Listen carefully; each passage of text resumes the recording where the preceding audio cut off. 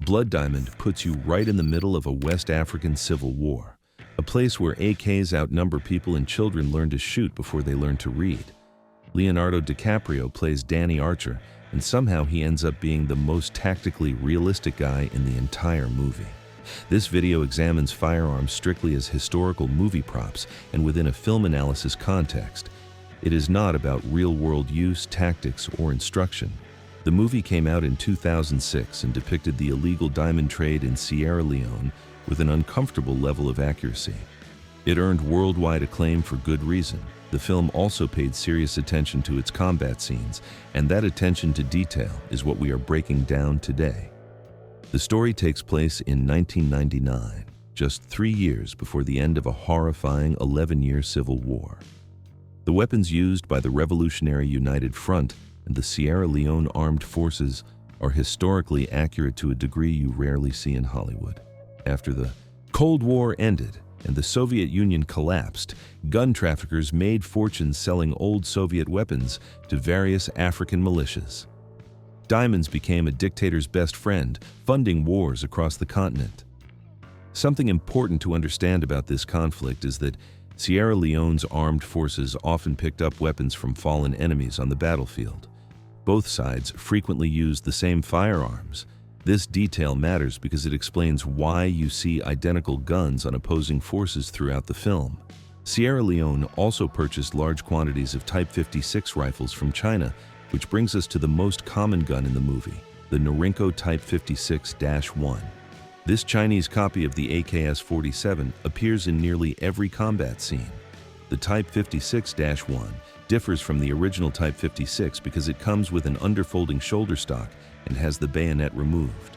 Rebels and military forces both favor this rifle because it is cheap, easy to fix, simple to smuggle in large numbers, and requires almost no training to operate. The rebels in this film have zero combat training. The Type 56 is perfect for their situation. This rifle also carries thematic weight in the story. Daya, Solomon's son, uses it to kill a prisoner during his indoctrination into the rebel forces. That scene powerfully underlines one of the movie's central themes: child soldiers and children's rights in Africa. Here is where the production team deserves real credit. Actual AK-47s appear in this movie.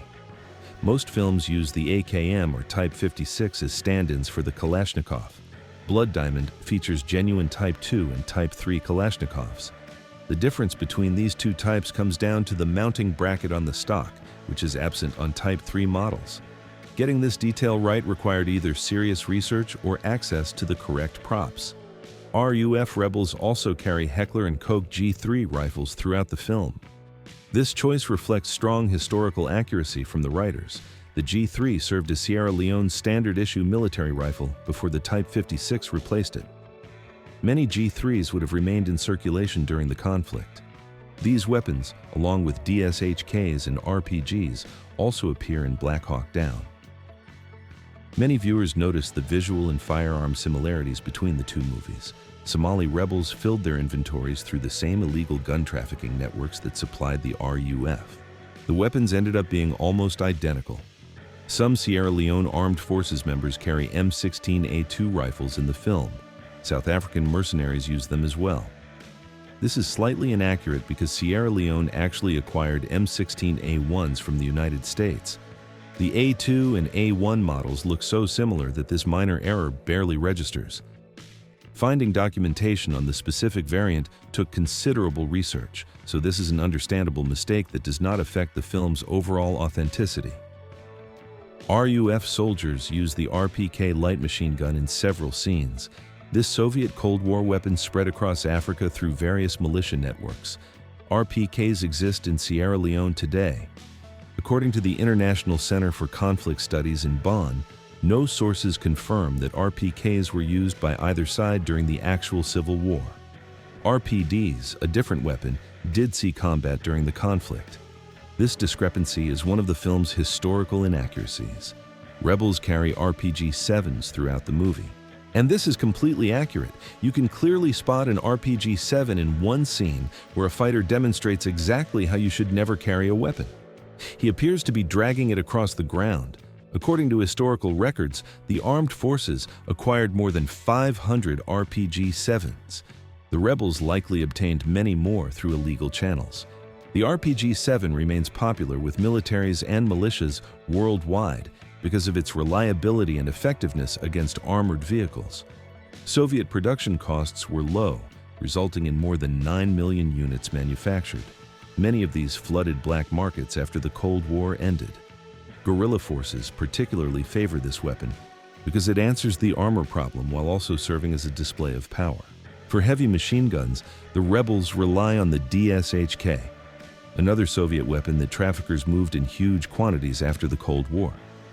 This belt-fed machine gun fires 12.7 by 108 millimeter rounds at 600 rounds per minute. It can also be used against light armor. The weapon weighs about 74 pounds, making handheld use impossible. The film shows it mounted on truck beds, which matches real-world application. The rate of fire you hear on screen accurately reflects 600 rounds per minute.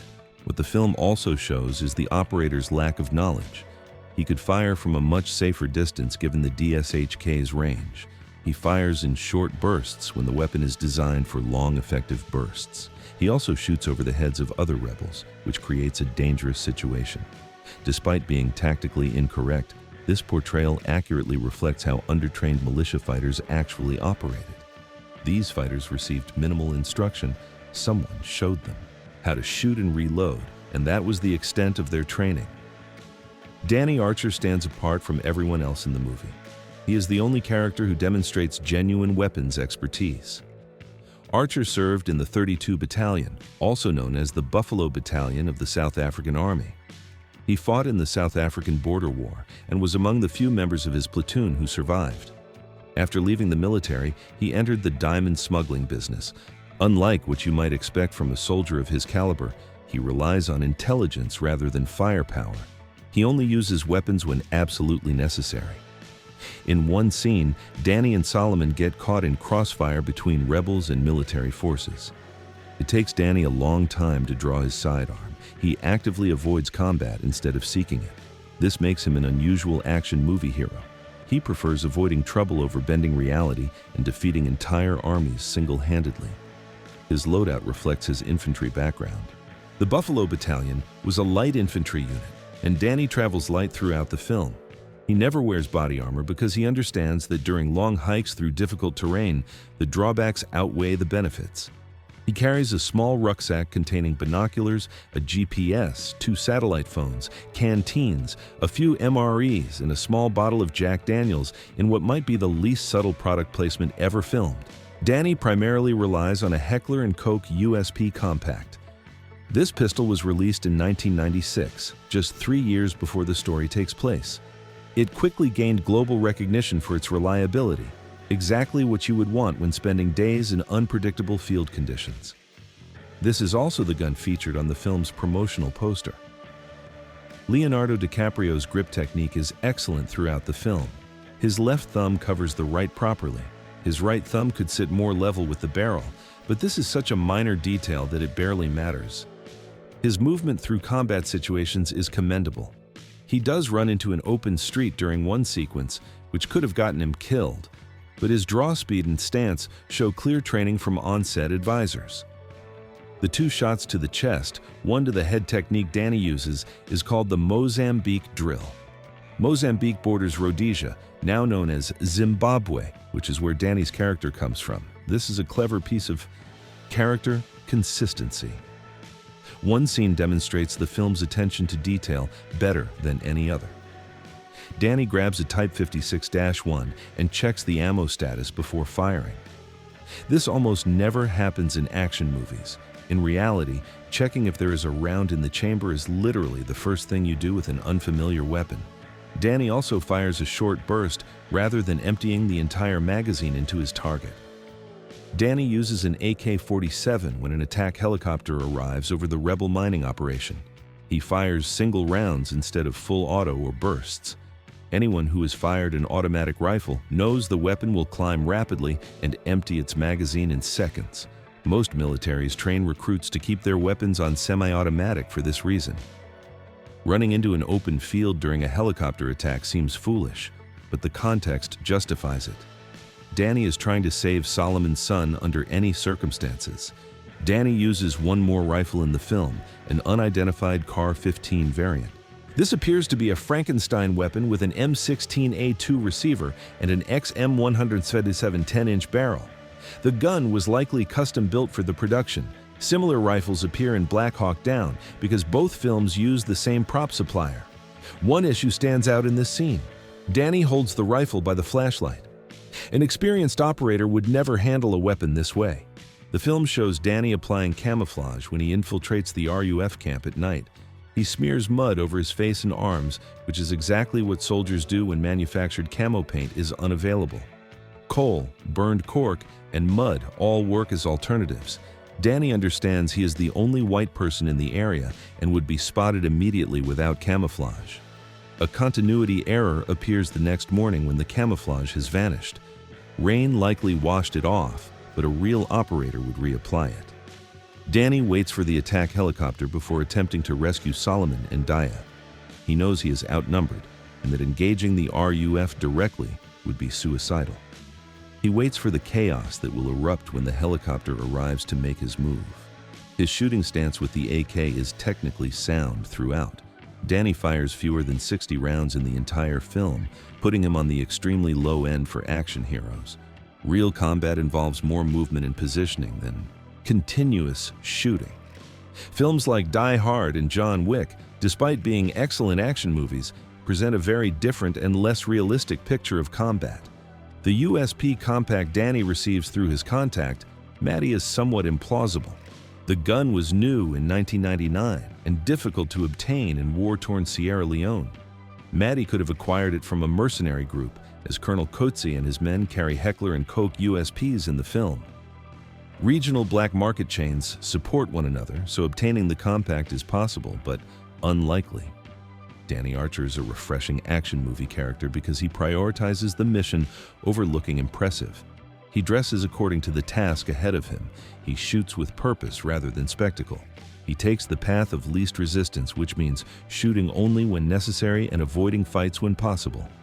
His decision-making feels natural rather than choreographed. Blood Diamond earns a strong 6 out of 10 for gun realism. A few instances of weapon mishandling and continuity errors appear throughout. The bigger issues are the RPKs, which cannot be confirmed as historically accurate for this conflict, and the custom-built CAR-15 rifles that do not exist in the real world. The film remains one of the more grounded action movies in terms of combat portrayal and weapon selection.